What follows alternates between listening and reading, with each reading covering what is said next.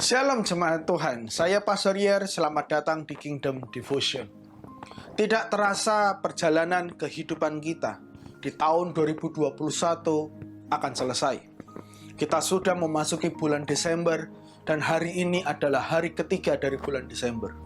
Berbicara tentang bulan Desember adalah sebuah bulan yang sangat sibuk bagi banyak orang. Bagi beberapa perusahaan di tempat kerja, bulan Desember adalah waktu di mana mereka sangat sibuk untuk menutup buku mereka sebelum memasuki tahun 2022. Begitu banyak mungkin pekerjaan yang sudah menumpuk yang harus segera diselesaikan sebelum waktunya habis. Dan ketika kita berbicara tentang keluarga, bulan Desember juga menjadi waktu yang begitu sibuk bagi beberapa keluarga. Mereka menyusun rencana untuk menghabiskan hari libur di mana, dengan apa.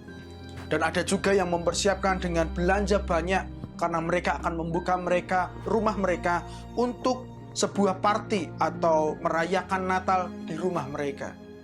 Dan juga tidak kalah bagi gereja, bagi kita umat Tuhan, bulan Desember adalah bulan yang sibuk karena kita harus menyiapkan banyak kegiatan dan ibadah Natal di bulan Desember. Saking begitu banyaknya kegiatan yang ada di bulan Desember, seringkali tidak ada ruangan dalam hidup mereka untuk Yesus. Tidak ada ruangan untuk Yesus bisa masuk ke dalam kehidupan mereka karena begitu banyak aktivitas yang harus mereka lewati. Saat Yesus hendak dilahirkan pada waktu itu, tidak ada juga ruangan buat mereka. Lukas 2 ayat 6 dan 7 berkata seperti ini. Ketika mereka di situ, tibalah waktunya bagi Maria untuk bersalin, dan ia melahirkan seorang anak laki-laki, anaknya yang sulung. Lalu dibungkusnya dengan lampin dan dibaringkannya di dalam palungan, karena tidak ada tempat bagi mereka di rumah penginapan. Frasa itu penting buat kita semua, karena tidak ada ruang bagi mereka di tempat penginapan. Andai saja petugas penginapan itu tahu siapa yang mengetok pintu, maka mereka pasti akan membuat atau menyiapkan ruangan khusus untuk Yesus bisa lahir. Sehingga Yesus bisa lahir di tempat yang lebih baik, di tempat yang lebih bersih. Tetapi karena tidak ada ruang bagi Yesus di tempat penginapan itu, maka Yesus lahir di kandang domba, di tempat yang seharusnya mewah, tetapi di tempat yang paling sederhana. Yesus bukannya ditempatkan di tempat tidur bayi yang mahal, yang empuk, yang baik, tetapi Yesus ditaruh di palungan, tempat makan binatang, dan juga Yesus ditutup dengan kain lampin, bukan dengan selimut yang tebal.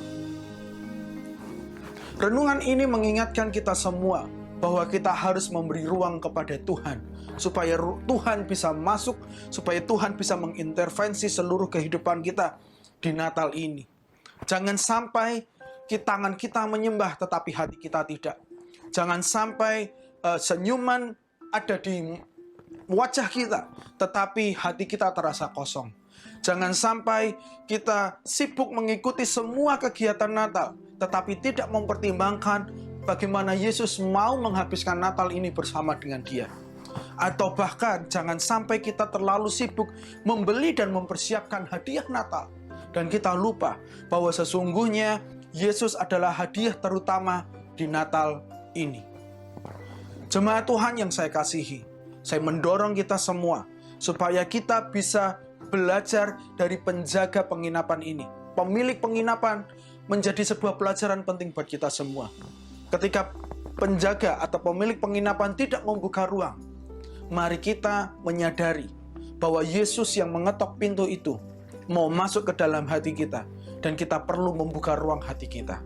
Saya tutup dengan Wahyu pasal 3 ayat 20. Lihat, aku berdiri di muka pintu dan mengetok. Jikalau ada orang yang mendengar suaraku dan membukakan pintu, aku akan masuk mendapatkannya, dan aku makan bersama-sama dengan dia, dan ia bersama-sama dengan aku. Hari ini, buka pintu hatimu, biarlah Yesus masuk dalam hidupmu. Mari kita berdoa. Bapa, kami ucap syukur buat hari ini. Ajar kami Tuhan untuk melewati Natal ini secara spesial berbeda dari tahun-tahun sebelumnya.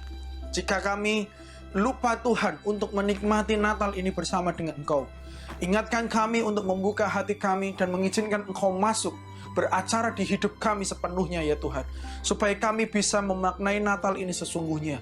Bukan hanya dengan hadiah, bukan hanya dengan makan-makan, atau bukan hanya dengan pesta yang akan kami ikuti Tuhan.